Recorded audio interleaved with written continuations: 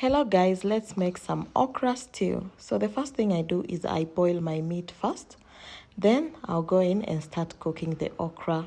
The first thing I do, I add cooking oil in a pot. Then I'll add some onions and then I'm going to stir this well. Then I'm going to add 2 finely chopped tomatoes.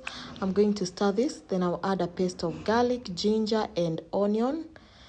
And then I'll also add some paprika and some black pepper and some chili mix and some salt. Then I'm going to mix this well. Let it cook for at least 2 minutes. And then now I will put my meat in the pot. I had already now cut my meat and then I'll put it back in the pot. Mix it well. I'll make sure everything is mixed together. Then I'm going to add a cup of beef broth.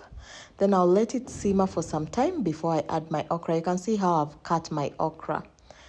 Then I'm going to cook this for at least 5 minutes because I don't want my okra to overcook. I want it a little bit crunchy.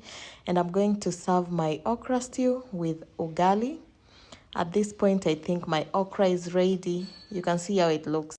It's not that slimy, but I don't have a problem with slimy okra. From the last video I did, people are like, yeah, it looks good, but too slimy, I can't eat. Maybe you can try this recipe. You can add 1 more tomato from what I used and a little bit of more beef broth. Then it won't be slimy.